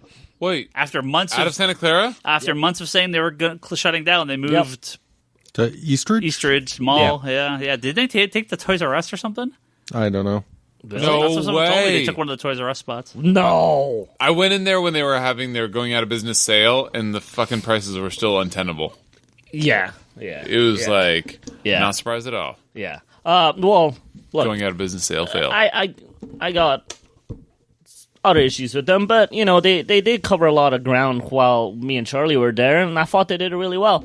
Now coming here was kind of interesting because I will say this: when it comes to covering ground really well, it really depends on the people you have working there. That's true. Like being able to carry board games, if you have the right person there who knows how to order board games, stock the board games, engage with the board game folks. Charlie was the clicks man. Well, number 2 clicks fan probably sounds. No, he was not. Especially now. But no. I mean, it definitely depends on the employees. But then we came here, and it was funny because it was in a transitional period, and Ryan just doubled down on the books itself, and it worked out beautifully. I don't know what my point was behind all of this. I just wanted to say shit, I think. You can do... I like it. A ton of toys if you have the space and the manpower and the customer base for it. But, if you see your comic store start doing I don't know. I don't even know what. If it starts putting if you start trying to be well, maybe I'll bring in fidget spinners. Oh, fuck that. Then unless they have Green Lantern things on there. Going, shit's going wrong. I guess my point is there's a lot of people who will kind of look through the previews and go, well, maybe this will work. Maybe I should get into this. And I kind of feel like a lot of places, especially when you got into stuff like Magic cards. Mm-hmm. Magic cards kind of came out of nowhere. They weren't really carried in comic stores for a long time. And then comic stores figured out they had a customer base for them, brought them in, and that worked very, very well. But I always kind of feel like when it comes to most... Magic is now firmly established. It's not even a question. But it's very easy to fall into that trap of, oh, this is the big hot item right now. I'll buy a ton of it because it will be big in my store. And a lot of it is you kind of have to have some familiarity with what you're selling still. You can't just say, oh, well, I heard this was a good board game. Expect to be a good board game store. Yeah, you have to have people in there that know what they're doing. And that's, good employees, good manager, if you can. I got a couple left here. Let's burn through a few of these. It's from Tim. He says, with as many books as you read, how do you keep track of storylines? I often struggle to remember some previous events in an issue, especially the once-a-month issues. I don't remember anything that happens in any comic I've ever read. I read them and I'm like, oh yeah, that was the plot. I really like Marvel's recap pages. They help a lot. God bless Marvel. Clearly some books I remember more than others. But my mind's a sieve. I don't remember a single thing that happens in any book I've ever read. So I'm sorry to be very blunt about this, but I am terrible at remembering anything what happens in these books. So your mind is like Egypt's defense today? Oh, I had to get it in there. I was going to go Saudi Arabia, but that's probably tomorrow, and certainly 3 days ago. You got that. There's a thread on the forum. Really? Yeah. For the World Cup? Yeah. Dude, I've watched every... Switzerland with the fucking upset. I would say upset and a half, but it's not... I mean, you guys aren't that bad. If you guys want a good laugh, Google search Neymar dog with spaghetti on head. A picture. It is fucking good for a laugh. Okay. Neymar is incredible, but his bleached locks are just silly to look at. I did not see the any post on our thread, but I will go and look at it because I've watched almost every World Cup game because the World Cup is the best thing ever. Anyone else? Anyone else do you remember anything you've ever read? I remember a lot of stuff I read, but it's primarily when a story arc is done. Like, I don't remember a lot from like issue to issue, but once the story is complete, especially if I read the story in sort of a complete form, I tend to retain it pretty well. That's good. I'm much more like Higgins, where I just don't remember. I have a very erratic schedule of reading. What happened books. in X-Men 38? X-Men Gold 30? I don't know, what did Higgins classically say? We'll get to it later. I absolutely love when the new books come out, and preview page or not, Toby's fucking going crazy over here. I can sort of recall a little bit about what's been going on. Yeah, it's tough. There's so many books too. There's so many where I just burn through them, and I'm just like, yep, read that, cool, done. Yeah, and if you're reading them monthly and they actually come out monthly, it's not that difficult. I've found to be like, oh yeah, that's right. And if they come out more frequently, then it's so much the better. Yep. It's my problem is like Southern Bastard. It's like, is that even still a book? I don't know. It's been so long since the last issue came out. Like. And Seven to Eternity, what was the story there? Yeah, that's fine. It's like coming back finally after like a year and a half on hiatus. So, those books can GFY or GFT. There you go. What are you doing? It's from Brandon. He says, what's the over-under on the 90s Flash show Lois and Clark and Birds of Prey being on the DC streaming service at launch? Oh, 100%. No question asked. That's the type of filler content that they're going to... There's no reason to not put all those on there. Yeah. Smallville, content. All the animated stuff. I mean, every some of that's movie already on like CW Seed, I think. So it's super easy to. Yep. And finally, send to the question. This one, I feel like this is a Charlie question.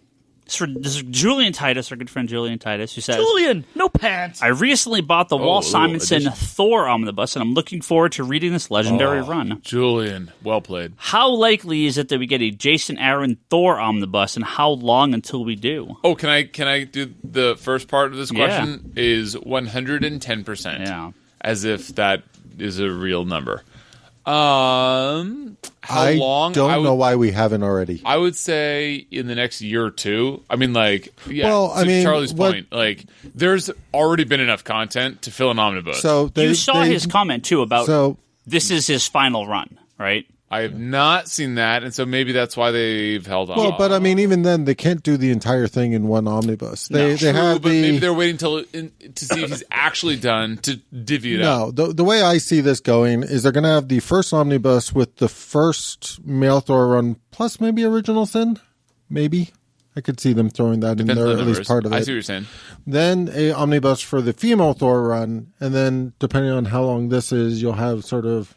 Yeah, he said this is my third and final chapter. They could. So depending on how long this chapter is, they might break up to a second volume with some of the female Thor going into this, or but it's going to be similar to what Brubaker did with like the Cap ones, where they'll figure out sort of natural story progression, stopping points.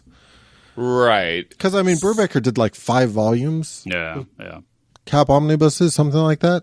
Wait, not 5 Cap omnibuses. Yeah. Brubaker did 5. I mean, the Death was a whole one. The Winter Soldier. Yeah. Yeah, those two I know, obviously. Then they did like the Trial. They did 5. Holy shit. Because he had 3 volumes. But his omnibuses. Well, okay, so I only remember the. Did they do the Cap and stuff in there? I think so. I think it's like everything. Yeah, it even got the Winter Soldier stuff in there towards like the last one. He didn't write all of Cap and, but he wrote the early ones. So I only have 2 of his omnibuses, but they were thinner than like Toby? Omnibuses could. Did you hub it? Did you hub all that stuff? Nope, I'm leaving. See you later. Son of a bitch. I'll buy them tomorrow. Yeah, he's just got to take them trying out to of make the sure hub. people don't. I'll sell your copies No! of X-Men Gold 30. I have to go. You hub it. Thank you. Bye. Goodbye, Toby. Go see your movie. Goodbye. But Toby. yes, 100%. There will be a Thor omnibus. Yeah. 3 of them at least. Yeah. 3 or 4 of them. Also, what I was going to say is depending on the thickness. In my ignorance, I was going to say it depends how much he writes. If it's going to be 2 or 3, I didn't realize that Brubaker had done 5, at least 3. which changes my number. By at least 1 or 2. Yeah. As I said, I don't know why they haven't started already. I need the numbers in front of me, but yes, They have nice hardcovers for don't they have a this stuff Jason already. Aaron Wolverine in the X-Men Omnibus? Isn't that a thing? Mm-hmm. Yeah, So, That's over. No, I know. Yeah. Fuck you. I What? definitely know that. I'm just saying that, like, it's not like Jason Aaron stuff is too current, is what I'm saying. No, they don't tend to do omnibuses while stuff is still going on, because what if he keeps going, right? What if they want to... That's exactly what I'm Yeah. saying. I don't think they do it till after. But, like I 2 mean, or 3, if you're- I got the numbers wrong. So the hardcovers they put out for those is the same sort of, not the same thickness, but it's the same height and size of the pages and all that. Yeah. So if you just want to get started on that right after, go ahead and start picking up those hardcovers. There's 2 hardcovers for the what if male people Thor, want and to only I pick want up to those say sexy 2 omnibuses? I or think there's 3. 3 for Three a couple for- volumes. Yeah. I think there's at least 3 out now. But I mean, they will finish in that form factor yeah, first. first. Yeah. So. And then it'll be, a year and a half for all 3 omnibuses to come out or something. Yeah. So 2 years on top It'll of that. be, I said Yeah. 2 or 3. Okay, so more likely 3 or 4. I mean, those have a fair amount of issues per hardcover too. It's And the omnibuses are generally like 2 2 or of those. 3 of those is one Right. omnibus. But it also, I can't think offhand, but like, there haven't been any major crossovers, but I'm trying to think of any crossovers that they might include issues of. Which Well, would that's why I make was it go from thinking like 4 to Original 5. Sin. that's why I was thinking Original Sin, just Yeah, because it that's had that was only 6, right? yeah Double size. And the Thor Angela. yeah. Oh, Mini. okay. And the only didn't reason I'm remember thinking that is because that's the only thing I can think of that majorly affected the Thor book. What about Spawn? I mean, number other 7? than like the Secret War mini, Yeah, but they I mean would. I that think they would have to, because that's where Thor loses the hammer. Yeah. I mean, I think it'd be very difficult to do it without those Yeah. issues being Yeah, in there. yeah, And yeah. it's Jason Aaron, and we wrote Yeah. them, so yeah. yeah. No, I so- do see those being in there. Although I'm not familiar with like major story titles being in omnibuses, just sort of plopped in the middle. But yeah. I guess there just Yeah. would be an Original Sin omnibus that has it. Right. And that'd be like volume 1.5, right? Yeah. yeah, I wonder how they do it. I don't know. Well, it just Great question. To answer the question, 110%. Well, and it's not like Civil War. Civil War wasn't in the Captain America Brubaker omnibuses. No, but they broke it up then maybe they in won't do such it. a way where Yeah. you could put Civil War between, In between them. Right. Yeah, or maybe just like put a couple pages from that story in the Yeah. middle of Yeah. said Thor omnibus. Great question. Great question. Definitely, there will be multiple Jason Aaron Thors. I agree with Mr. Higgins, who's very rarely right, that there will be multiple. All right, we are going to go ahead and wrap up. Thank you, everyone, for listening. Thank our good friends on Patreon. Patreon.com/comicspiracy is where you can go to kick us a few bucks for upkeep costs for this podcast. Get these guys some credit for the books that they pick up and read here. It's Thank you very all- much. yeah. Because of all of you, I can get all the omnibuses I do.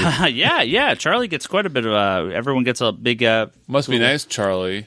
You've It got is. You have a Thank you. shitload of credit. Okay, stop talking about that. This is the wrong forum, pun intended. I'll get to it. I'll I'll get get some to back it. issues or something. I'll get to it. Albert Soy has an app. It's called Canby. You can buy gift certificates for Comics Conspiracy on there, so go check that out. Julian I'm going to Titus. buy all my Thor omnibuses, motherfucker. Okay, Julian Titus, who bought a Thor omnibus, has a podcast called Nerds Without Pants at pixelbit.com and a lot of E3 talk on there. Ryan Hess says Blowhards. That's a video game podcast at blowhards.libsyn.com. Jody Lawson, his Canon, the Triad Comics Anthology at Triad Comic Studios. And our good friends Sam Che, Craig Anderson, Joe Duff, Andrew Nelson, Mendez, Darfox 8 over at Maka Machinations, and Larry Davis with Stand to Deliver, a JoJo's Bizarre Adventure podcast. Check those guys out. And all of our backers on Patreon, thank you very, very much.